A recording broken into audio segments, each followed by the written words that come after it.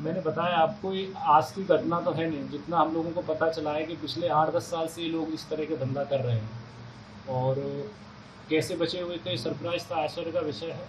और चूँकि जब पुलिस के द्वारा अनुसंधान किया गया, इनसे पूछताछ की गई, तो इसका जो बॉडी लैंग्वेज था और जो इसका लहजा था बात करने का, तो वो एक जो ऑफिसर का होता है, वो सारी चीज़ें मैच खा रही थी। और कोई भी व्यक्ति उसमें चकमा खा सकता है। और देखते हैं कहाँ से इसने ट्रेनिंग ली है, वो सारी चीज़ें हम लोग इस पर कर रहे हैं। जिला पुलिस से कार्रवाई की है? हाँ, खगड़िया पुलिस के द्वारा की गई है। और जैसा हमने पहले भी बताया था कि जो लोग अपनी इन्फॉर्मेशन शेयर करना चाहते हैं हमें, और जो भी बताना चाहते हैं, तो उस पर निश्चित रूप से कार्रवाई होती है। इसका ये मामला है। और इंटेलिजेंस सिस्टम पुलिस का मजबूत होता है। और सारी जो बाकी की एजेंसी हैं, हम लोग उनसे भी मदद लेते हैं, उनसे भी निरंतर हमारी बातें होती रहती हैं, चाहे वो इस विशेष शाखा के पदाधिकारी हों या आईबी के पदाधिकारी हों और किसी भी विभाग के हों, चाहे एक्साइज के हों, चाहे नारकोटिक्स के हों, सबसे एज ए पुलिस ऑफिसर हम लोग बात करते हैं। इस मामले का खुलासा कैसे? खुलासा मैंने बताया, गुप्त सूचना पुलिस को मिली थी, तो इन्फॉर्मेंट का नाम थोड़ी बताएंगे हम आपको। गिरफ्तार इनका पारिवारिक बैकग्राउंड क्या है? पारिवारिक बैकग्राउंड क्या है? गिरफ्तार अभी एक व्यक्ति का हुआ है इसमें, मनीष गुप्ता का गिरफ्तारी इसमें हुआ है। इसके साथ और लोग हैं सर? और भी इसमें जांच चल रही है। मनीष कुमार उर्फ मनीष कुमार गुप्ता, सन ऑफ परमेश्वर प्रसाद गुप्ता, जो जमालपुर बाजार थाना गोगरी, जिला खगड़िया का रहने वाला है। क्या कुछ मामला है? गोगरी थाना क्षेत्र के अंतर्गत एक मामला सामने आया है, जिसमें जमालपुर का रहने वाला मनीष गुप्ता अपने आप को आईएएस ऑफिसर बताकर बहुत लंबे समय से गोगरी थाना क्षेत्र और साथ ही साथ बिहार के अन्य ज़िलों में लोगों से ठगी का कारोबार चला रहा था। इसके अलावा ये अपनी जो प्राइवेट गाड़ियां हैं, उन पर आईएएस का बोर्ड लगाकर या गवर्नमेंट ऑफ इंडिया का बोर्ड लगाकर समाज में दहशत फैलाता था और दबंगई पैदा करता था। और पुलिस को एक सूचना मिली थी, तो इसमें एक टीम बनाई गई थी। और खगड़िया पुलिस के द्वारा इसमें जब इसके घर पर छापेमारी की गई, तो कुछ चौंकाने वाले तथ्य इसमें सामने आए थे। और इसके द्वारा बताया गया है कि ये सेंट्रल जो केंद्रीय सतर्कता आयोग है, उसका ये कार्ड अपने को दिखा रहा था। और साथ ही साथ जब इससे इंटरोगेशन की गई, तो इसके द्वारा बताया गया कि वो भारतीय सुरक्षा प्रमुख श्री अजीत डोभाल के अंडर कवर एजेंट के रूप में भी काम करता है। जो सारी चीज़ें इसकी प्रथम दृष्टया फर्जी पाई गई हैं, वो इसका जो आइडेंटिटी कार्ड है, जिस पर आईएएस ऑफिसर लिखा हुआ है, उसको जब्त किया गया है।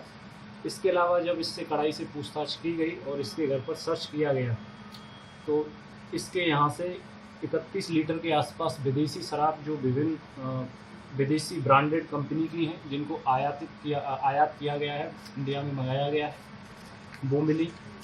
इसके अलावा इसकी जो लग्जरी लाइफ स्टाइल है, उसमें डियर और इसके अलावा जानवर, जो एक बारहसिंगा होता है, उसके 2 सींग इसके यहाँ से बरामद किए गए, जो वाइल्ड लाइफ प्रोटेक्शन एक्ट के तहत दंडनीय अपराध है। साथ ही साथ इसके पास से एक टेस्ला कंपनी की, जिस पर गवर्नमेंट ऑफ इंडिया का बोर्ड लगा हुआ है, वो कार भी जब्त की गई है। और उल्लेखनीय है कि इस संदर्भ में जो कार जब्त की गई है, ये बड़ा जो मॉडल है इसका टेस्ला कंपनी का, तो ये ड्राइवरलेस कार की कैटेगरी में तो नहीं रखी जा सकती है। लेकिन चूंकि इंडिया में अभी गवर्नमेंट ऑफ इंडिया द्वारा उसको अलाउड नहीं किया गया है ड्राइवरलेस कार को, तो ये जो इसके फीचर्स हैं, ये एफएसडी वाले फीचर्स हैं, जिनको हम फुल सेल्फ ड्राइविंग वाले फीचर्स कह सकते हैं। इसको हम ऐसे समझ सकते हैं जैसे इसको केवल डिटेक्ट करना है, निर्देशित करना है गाड़ी को कि टर्न लेना है, लेफ़्ट लेना है या राइट लेना है, तो ये अपने आप लेती है। तो कमोबेश इसको हम ड्राइवरलेस वाली कैटेगरी में भी रख सकते हैं। लेकिन इसको एग्जैक्ट इसके लिए जो वर्ड है वो है एफएसडी, फुल सेल्फ ड्राइविंग, जो असिस्टेड ड्राइविंग सिस्टम पर आधारित है, उस पर काम करता है। और ऐसी गाड़ियाँ सामान्यतः नहीं मिलती हैं लोगों के पास। और ये सामान्यतः शायद पहला मामला होगा कि ये टेस्ला कंपनी की जो गाड़ी है, इनके यहाँ से, जिस पर गवर्नमेंट ऑफ इंडिया का बोर्ड लिखा हुआ है, मिली है। इसके अलावा एक अन्य गाड़ी जो टाटा सफारी की है, उस पर भी गवर्नमेंट ऑफ इंडिया का बोर्ड लगा हुआ है और वो भी इसके पास से जब्त की गई है। इसके अलावा एप्पल कंपनी के 5 मोबाइल फ़ोन इसके पास से जब्त किए गए हैं। विभिन्न कंपनियों, उसके बैंकों के इसके पास से 20 क्रेडिट कार्ड बरामद किए गए हैं, 8 डेबिट कार्ड, 4 चेकबुक बरामद की गई है। इसके अलावा बहुत सारे सामान इसके यहाँ से बरामद किए गए जो आपको इसमें डिटेल में प्रेस रिलीज में मिल जाएंगे। और इसकी जो प्रॉपर्टी है उस पर हम लोग उसका मूल्यांकन कर रहे हैं। इसमें जो स्पेशलाइज एजेंसी है विशेषकर EOU आर्थिक अपराध इकाई बिहार सरकार, उसकी भी हम लोग मदद लेंगे, क्योंकि मामला न सिर्फ फाइनेंशियल फ्रॉड से जुड़ा हुआ है बल्कि लोगों को गुमराह करना, IAS बताकर अपने आप को लोगों में दहशत फैलाना, दबंगई करना, उससे भी ये जुड़ा हुआ है। और साथ ही साथ जो संपत्ति इसने कमाई है तो वो या तो इसने लोगों को बहमे रख के कमाई है, या उनको ठगी करके कमाई है, या भ्रष्टाचार से कमाई है। इसकी न सिर्फ बिहार में ही इसकी जो घर है, जो प्रॉपर्टी है, बिहार के बाहर भी हमको सूचना मिल रही है, इवन विदेशों में भी इसकी सूचना है। तो इसमें जो भी है, क्योंकि अभी अनुसंधान के क्रम में बहुत सारी चीज़ें सामने आएंगी तो उसको अभी उद्घाटित करना ठीक नहीं है। इसमें और भी गिरफ्तारियाँ होंगी और बड़े स्तर पर इसमें जाँच की जाएगी।